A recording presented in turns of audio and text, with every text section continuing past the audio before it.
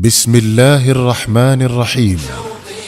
شوقي للقياهم يزيد ولحبهم هتف القصر يا جيل أتباع الهدى أشرق علينا من جديد.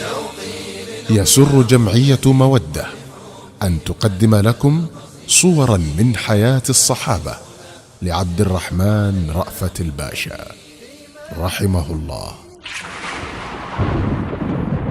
ميسرة بن مسروق العبسي رضي الله عنه.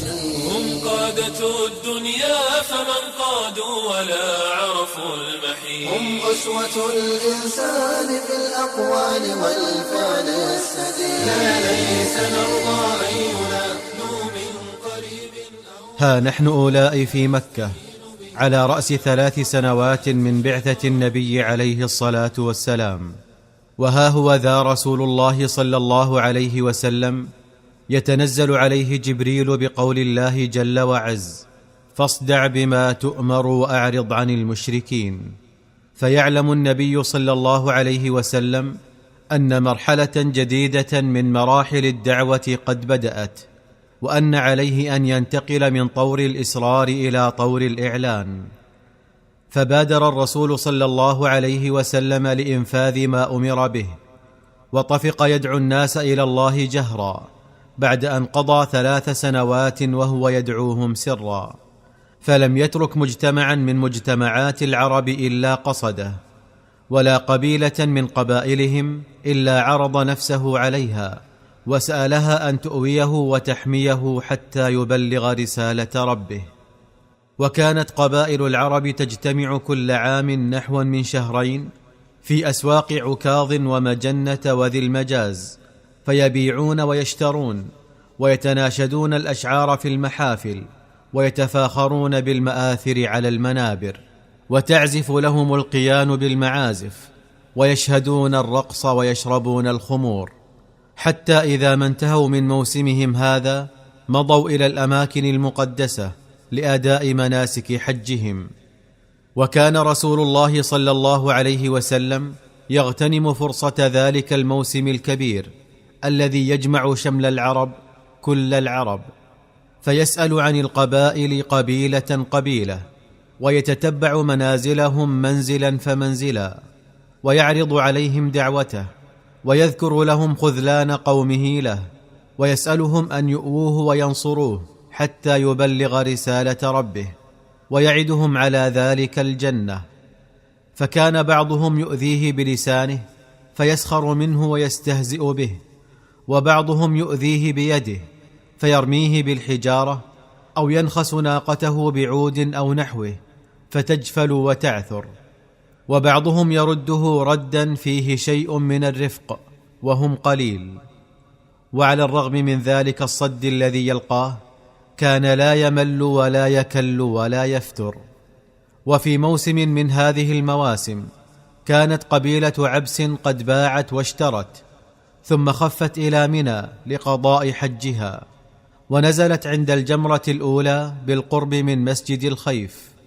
فأقبل عليها رسول الله صلى الله عليه وسلم وهو راكب ناقته، وقد أردف خلفه حبه زيد بن حارثة. وكان بنو عبس قد سمعوا برسول الله صلى الله عليه وسلم، ولكنهم لم يروه بعد.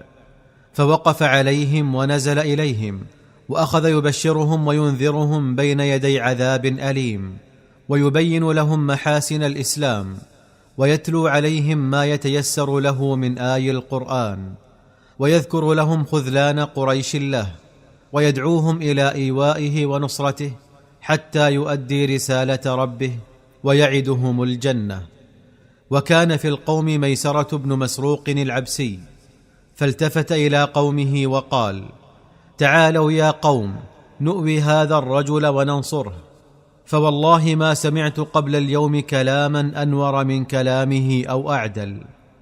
فالتفت إليه رجل من قومه وقال: دع عنك هذا يا ميسرة، والله إن قوم الرجل أدرى به منك، ولو كان فيه خير لما نبذوه وتركوه يبذل نفسه للقبائل ثم لا يجد فيها من يرضاه. وقاطعه آخر فقال: نعم، إليك عنه يا ميسرة، فوالله ما يرجع به رجل إلى قومه إلا عاد إليهم بشر ما يرجع به أهل هذا الموسم. فقال ميسرة: أحلف لكم بالله ليظهرن أمر هذا الرجل حتى يبلغ كل مبلغ، فاستمعوا إلى نصحي وآووه وانصروه. فطمع الرسول صلى الله عليه وسلم بميسرة وأقبل عليه وتشبث به، فقال له ميسرة: والله ما سمعت قبل هذا اليوم كلاما أحسن من كلامك، ولا دعيت إلى أمر أعدل من أمرك، ولكن قومي يخالفونني كما رأيت، وإنما الرجل بقومه. انقضى على لقاء ذلك الرهط من بني عبس مع رسول الله صلى الله عليه وسلم نحو من 20 عاما، نصر الله خلالها عبده وأعز جنده، وأظهر لنبيه صلى الله عليه وسلم أمره، ورفع له في الخافقين ذكره، وفتحت له مكة، ودانت قريش لحكمه، وطفقت أفواج العرب التي لم تسلم بعد تفد عليه من كل مكان جماعة إثر جماعة لتسلم بين يديه وتبايعه على السمع والطاعة. وكان في من وفد عليه قبيل حجة الوداع بقليل ميسرة بن مسروق العبسي، فلما مثل بين يديه وشهد شهادة الحق قال: أعرفتني يا رسول الله؟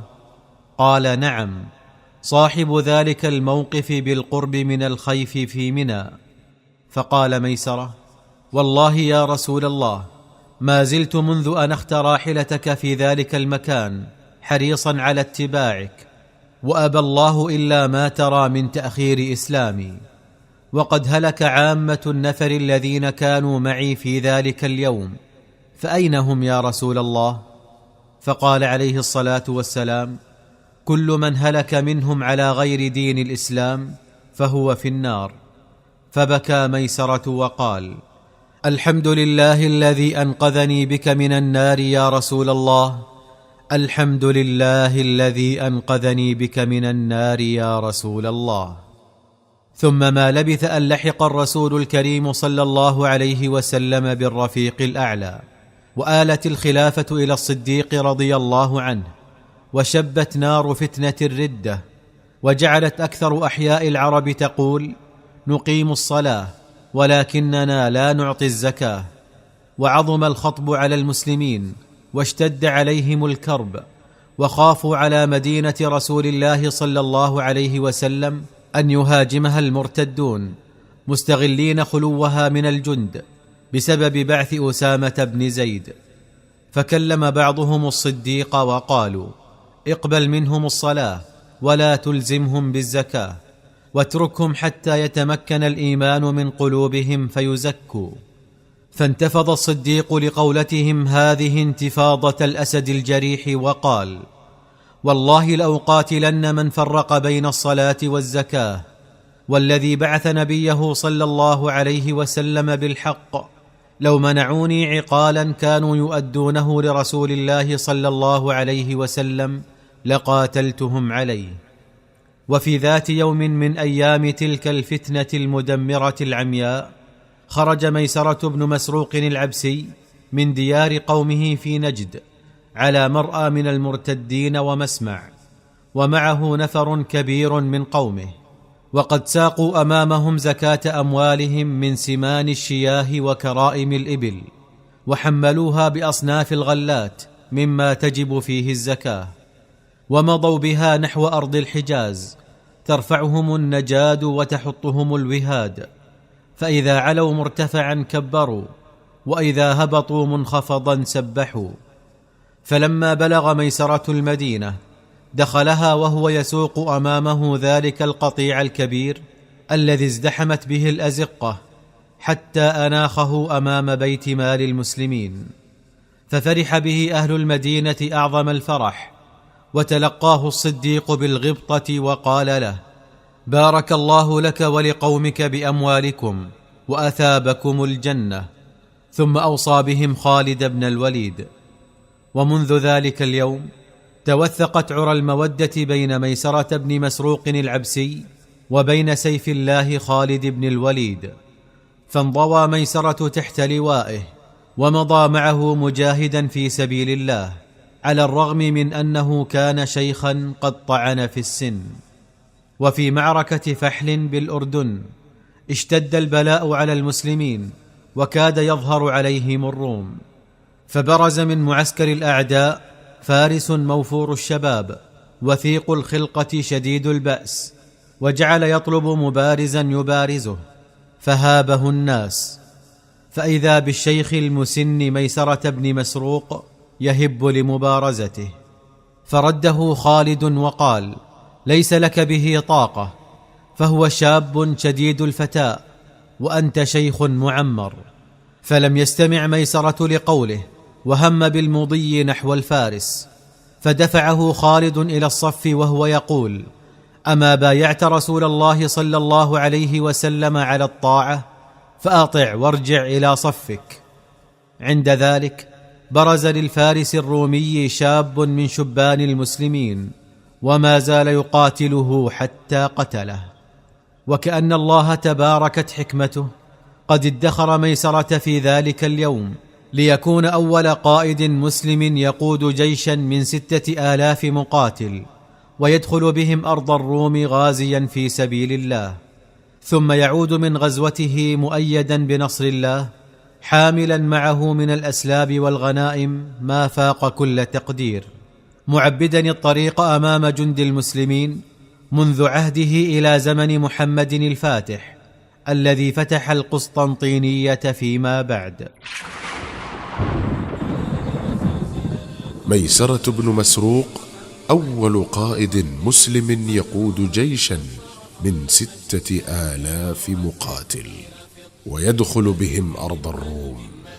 بمحمد وبصحبه قد أسس الصرح المشيد، يا شعر أسعفني أفض في مدحهم هل من مزيد. سلة الإيمان والتقوى أولو الأمر الرشيد.